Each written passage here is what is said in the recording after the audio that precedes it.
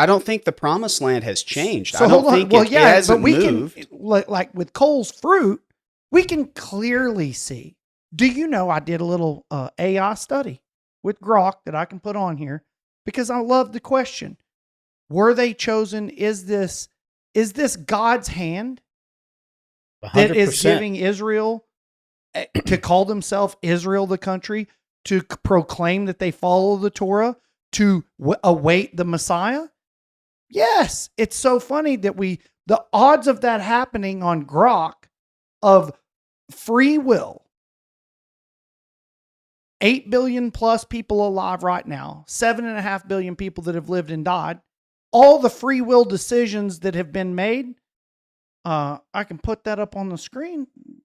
It's like so absurd that you're going to go, how in the world could anybody not believe that that's God's hand? The analysis of the first question I asked was mathematical odds. What is the odds of being able to predict the future beginning of mankind? Until now, 7.5 billion people have lived and died, and over 8 billion alive right now. How many free will choices have been made?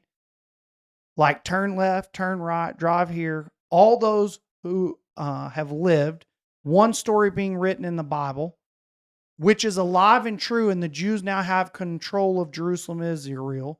What is those odds that it was predicted 3,000 years ago?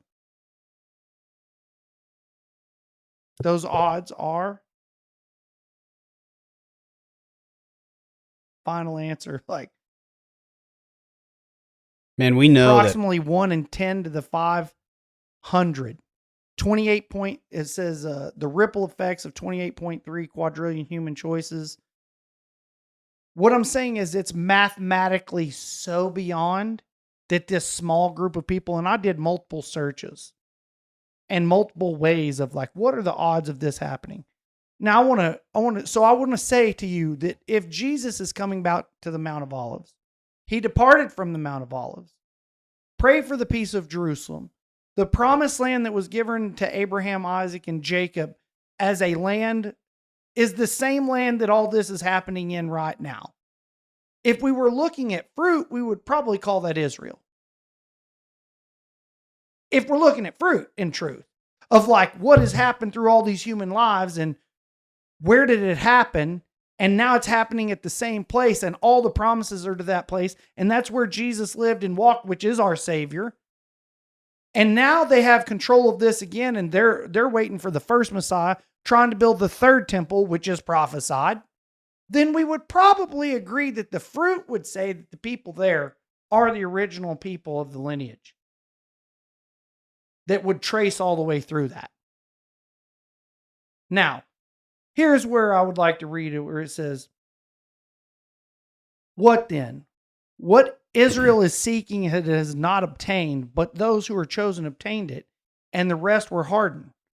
Just as it is written, God gave them a spirit of stupor, eyes to see not and ears to hear not, down to this very day. And David says, let their table become a snare and a trap and a stumbling block and a retribution to them. Let their eyes be darkened to see not and bend their backs forever.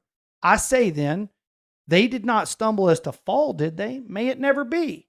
But by their transgression, salvation has come to the Gentiles to make them jealous. Now, if their transgression is riches for the world and their failure is riches for the Gentiles, how much more will their fulfillment be?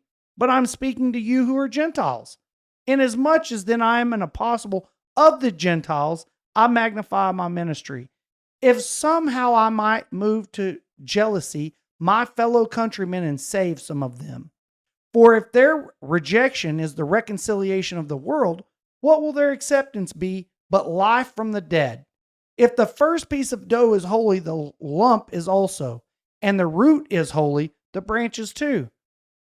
So, but if some of the branches were broken off, and you being a wild olive were grafted in among them and became partaker of them with the rich root of the olive tree, do not be arrogant towards the branches. But if you are arrogant, remember that it is not you who supports the root, but the root who supports you. You will say then, branches were broken off so that I may be grafted in. Quite right. They were broken off for their unbelief. But you stand by your faith. Do not be conceited, but fear. For if God did not spare the natural branches, he will not spare you either.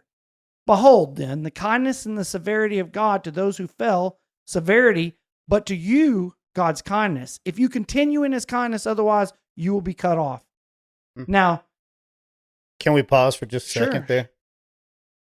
Don't skip past that. So you have the root and you have the branches. Some branches were broken off because they didn't bear fruit. That fruit is defined as faith in that chapter. Through faith, branches are grafted in that aren't native to that root. They shouldn't be arrogant because their blessing flows through that root and then they produce fruit, right? So in that, your blessing comes from God through that old lineage. And you are commanded to produce fruit through faith, and your faith is worked out in your works as to what you do, right? but would you agree that that is God keeping separate Gentiles and Jews? All you're saying, no, I really wouldn't. No, because when it's I'll show grafted you. in. No, because later he says, and so all Israel will be saved. See, so it's when you graft back in the Jew, then the completion of the story happens. Yeah. So there is a piece that God is saying that this group of people, when they're grafted back into Jesus, now my story is complete. Mhm. And until they're grafted back in and they're separate than you. But So to me, it's like, why wouldn't you be blessing the people who paved the way for you, who had to be rejected, for you to get this salvation, when God's saying the true completeness of everything is they're being restored? So yeah, why wouldn't I bless them? Why wouldn't they be special when God calls them out?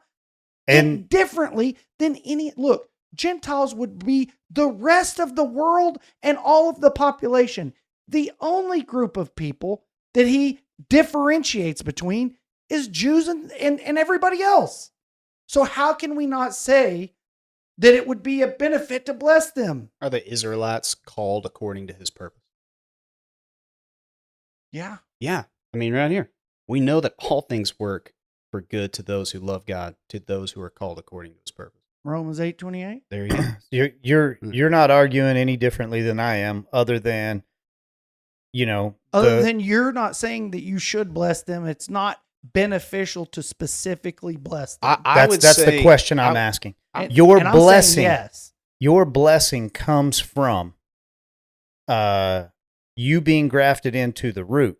And we acknowledge and we identify and we humble ourselves to the fact that, like, hey, we have been grafted in. I have been adopted into the family, right?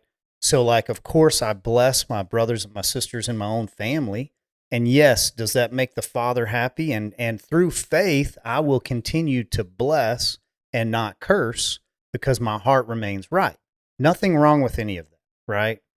But the question that we started with wasn't, should you bless your brothers and sisters and acknowledge, No, how it's God that has specific worked. group of people. What the question? No, I'm saying the question was Ted Cruz answering, like, I believe that those who bless Israel will be blessed and those who curse Israel will be cursed. And so there's a definitive understanding of, we don't ever want to stand against God, right? We don't ever want to go against Israel. If, when God brings the Israelis together and he fights on their behalf, and he has, and he will again, we don't ever want to be in opposition to our king, right? Okay, that doesn't have anything to do with understanding that Israel as a nation has a government, and we do not have to be rightly aligned with their government in all things. But you don't have to be rightly aligned with your government. And you won't be. And you should understand that, like, blessing that root is different than blindly walking into politics and international or foreign policy. I don't think that's what they're that arguing. was their card. Oh no, that's they're their argument. arguing that No, because if you Israel, and does that blessing still apply? No, because the argument went to whatever the name, the acronym is of Israeli, for policy, that Ted Cruz takes money from those individuals and that he promotes those policies that come through that lobbyist arm.